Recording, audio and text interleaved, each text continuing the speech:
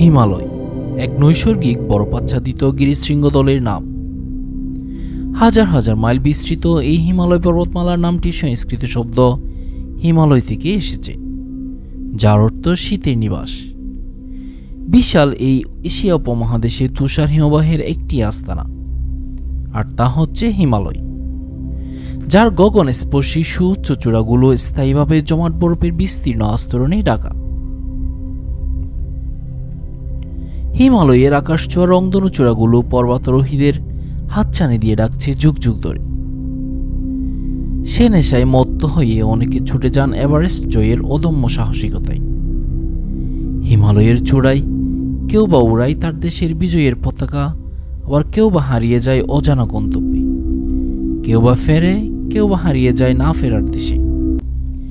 এমনই এক বিচিত্র পৃথিবী জয়ের নেশা, দেখার নেশায় মত্ত পর্বতারোহীরা ছুটে যায় প্রতি বছর হিমালয়ের পানে। হিমালয় পর্বতমালার আত্মপ্রকাশ আমাদের গ্রহের নবজীবীয় ইতিহাসে একটি গুরুত্বপূর্ণ ঘটনা। শুধু এর ভূতাত্ত্বিক সংশ্লেষের কারণেই নয়, বরং এশিয়ার পরিবেশগত ভারসাম্যের প্রভাবের কারণেও এটি খুবই গুরুত্বপূর্ণ, যেখান থেকে নেমে এসেছে অসংখ্য ছোট বড় হিমেল রসনা বা হিমবাহ। বাংলাদেশ সীমান্তের কাছে চিত্তাকর্ষক কয়েকটি হিমবাহ হচ্ছে 26 কিলোমিটার দীর্ঘ সিকিম ও 16 কিলোমিটার দীর্ঘ কাঞ্চনজঙ্ঘা। ধূমকেতুর এই পর্বে আপনাদের জন্য থাকছে হিমালয়ের আদ্যপ্রান্ত।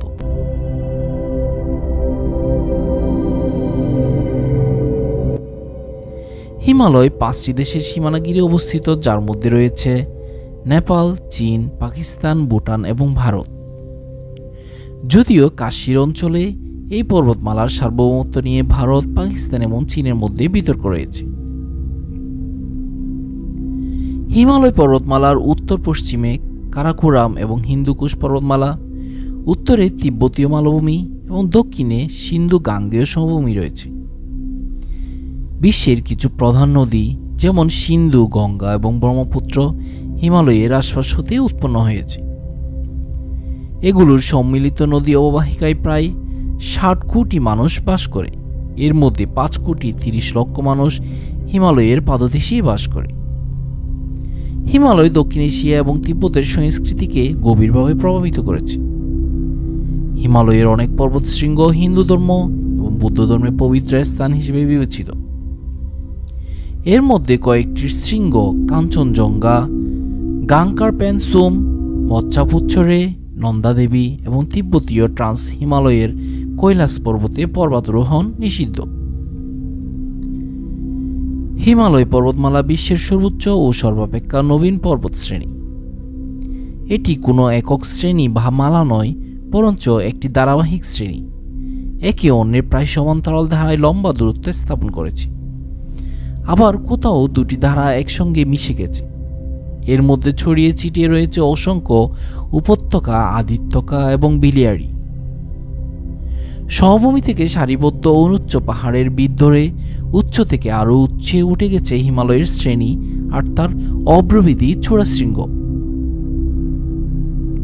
যেগুলোর মধ্যে রয়েছে সুবিখ্যাত মাউন্ট এভারেস্ট, যার উচ্চতা 8848 মিটার, এবং মাউন্ট ক্যাটু, যার উচ্চতা প্রায় 8610 মিটার। এরপর রয়েছে কাঞ্চনজঙ্ঘা, যার উচ্চতা 8585 মিটার, যেটি বাংলাদেশের উত্তরাঞ্চল থেকে শীতকালে দৃশ্যমান অনন্য দৃষ্টিনন্দন একটি পাহাড়। ভৌগোলিকভাবে হিমালয় পর্বত পাকিস্তানের গিলগিটে, সিন্ধু নদী থেকে শুরু করে ভারত, তিব্বত, নেপাল, পূর্ব ভারত ও ভুটান হয়ে দক্ষিণ পূর্ব তিব্বতে ব্রহ্মপুত্র নদের দক্ষিণাঞ্চলীয় ভাগ পর্যন্ত বিপুল স্থল জুড়ে বিস্তৃত। গুরুত্বপূর্ণ কিছু নদী যেমন সিন্ধু, শতদ্রু, কালী, তিস্তা ও ব্রহ্মপুত্র আড়াআড়িভাবে হিমালয়ের বুক চিরে ছুটে চলেছে। সিন্ধু ও শতদ্রু নদীর মধ্যবর্তী হিমালয়ের অংশটুকু পাঞ্জাব ও কাশ্মীর হিমালয় নামে পরিচিত। শতদ্রু ও কালী নদীর মধ্যবর্তী পর্বত শ্রেণীটি কুমায়ুন হিমালয় নামে এবং কালী ও তিস্তা নদীর মধ্যবর্তী তৃতীয় অংশটি নেপাল হিমালয় নামে পরিচিত। মূলত ভারতীয় প্লেট ও এশিয়ান প্লেটের মধ্যে এক সংঘর্ষের ফলে হিমালয়ের সৃষ্টি হয়। আজ থেকে প্রায় 4 কোটি বছর আগে গোন্ডওয়ানাল্যান্ড থেকে বিচ্ছিন্ন হয়ে ভারত পূর্বমুখে ভাসমান অবস্থায় এশীয় স্থলভাগের সঙ্গে ধাক্কা খায়। আর এই সংঘর্ষ হিমালয় গিরিজনী বলয়ের সৃষ্টি করে। বিগত 4 কোটি বছর ধরে প্রতি বছর প্রায় 5 সেন্টিমিটার হারে এটি বাড়তে আছে। ভারতীয় ও এশিয়ান প্লেটের মধ্যে মহাদেশীয় সংঘর্ষ আনুমানিক 6 কোটি 50 লক্ষ বছর থেকে 4 কোটি 50 লক্ষ বছর আগে সংঘটিত হয়েছিল। হিমালয়ের উপর সবিস্তার অনুসন্ধান 19বিংশ শতাব্দীর শেষের দিকে শুরু হলেও পর্বতমালাটি সম্পর্কে প্রাপ্ত তথ্যের অধিকাংশই 1950 সালের পর থেকে অর্জিত। স্যার এডমন্ড হিলারি ও তেনজিং নরগে 1953 সালে প্রথম পৃথিবীর সর্বোচ্চ গিরিশৃঙ্গ মাউন্ট এভারেস্টে আরোহণ করেন। বন্ধুরতার জন্য হিমালয় পর্বতমালায় মানুষের বসবাসযোগ্য অঞ্চলের পরিমাণ কম। অপ্রধান হিমালয় শ্রেণীর একটি বৈশিষ্ট্যপূর্ণ বৈচিত্র্য এই যে ভারতের সমভূমির দিকে মুখ করে থাকা এবং দক্ষিণাঞ্চলীয় ডালসমূহ এর উত্তরাঞ্চলীয় ডালসমূহের চেয়ে অনেক বেশি খাড়া।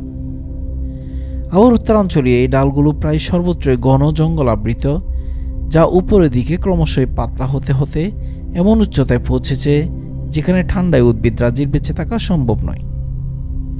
সে স্থানে পর্বতমালা তুষার আর কঠিন বরফের প্রলেপে আচ্ছাদিত। দক্ষিণাঞ্চলীয় ডালগুলো খুব খাড়া এবং সূর্যের কড়া আছে এতই উত্তপ্ত যে সেখানে যেমন কোনো উদ্ভিদ বাড়তে পারে না, তেমনি বরফ জমতে পারে না। দক্ষিণের পর্বত পাদদেশীয় তরাই সমভূমি ঘন জঙ্গল আর জলাভূমিতে আবৃত। সেখানে অসংখ্য বন্যপ্রাণীর বাস। পর্বতের যে অংশ বঙ্গোপসাগর থেকে দিয়ে আসা মৌসুমী বায়ুর আওতার মধ্যে রয়েছে সেখানে গাছগাছালি প্রাচুর্য খুবই বেশি, যেমন সিকিম। গ্রীষ্মমণ্ডলীয় মৌসুমী বনাঞ্চলের গাছপালা থেকে আর্দ্র স্বেচ্ছেতে ও শুষ্ক পর্ণমোচী শালবনের গাছপালা পার্থক্য লক্ষণীয়। আবার সিন্ধু ও কোনার উপত্যকায় মরুভূমির দেখা পাওয়া যায়। ঢাল যেখানে অল্প সেখানে পশু চারণভূমি গড়ে উঠেছে। উপত্যকাময় অঞ্চলে চলেছে কৃষিকাজ। বাংলাদেশের সীমান্ত সংলগ্ন পূর্ব ভারতের প্রাণীকুলের মধ্যে রয়েছে বানর, হাতি, গন্ডার, বাঘ, চিতা, নকুল, লাল পান্ডা ইত্যাদি। হিমালয়ের পক্ষী জগৎ খুবই সমৃদ্ধ। সর্পকুলের মধ্যে অজগর আর কেউটে উল্লেখযোগ্য। পর্বতের পশ্চিমাঞ্চলীয় সীমিত পরিমাণে আকরিক, লৌহ, স্বর্ণ ও নীলকান্তমণি পাওয়া যায়। হিমালয় নদীসমূহ থেকে পর্যাপ্ত জলবিদ্যুৎ উৎপন্ন ও সেচ উন্নয়নের সম্ভাবনা প্রচুর। সিমলা, নৈনিতাল, মৌসুরী ও দার্জিলিংয়ের মনোরম আবহাওয়ার কারণে ভারতের সমভূমি অঞ্চলের তাপদগ্ধ মানুষদের কাছে এগুলো স্বাস্থ্য নিবাস হিসেবে খুবই জনপ্রিয়। সুন্দর পরিষ্কার শীতের সকালে বাংলাদেশের রংপুর ও পঞ্চগড় জেলা থেকে কাঞ্চনজঙ্ঘার তুষারাবৃত চূড়াগুলো চোখে পড়ে। হিমালয়ের আদ্যপ্রান্ত নিয়ে এই পর্যন্তই। প্রিয় ভিউয়ার, আপনারাই আমাদের প্রধান এবং প্রথম আকর্ষণ। অনুগ্রহে আপনাদের পছন্দের টপিকস কমেন্ট করে আমাদের জানিয়ে দিন। জানিয়ে কাজ করার যথাসাধ্য চেষ্টা থাকবে আমাদের টিমের, ইনশাল্লাহ। পাশাপাশি আমাদের পরবর্তী ভিডিওগুলো পেতে চ্যানেলটি সাবস্ক্রাইব করে সাথেই থাকুন। ধন্যবাদ।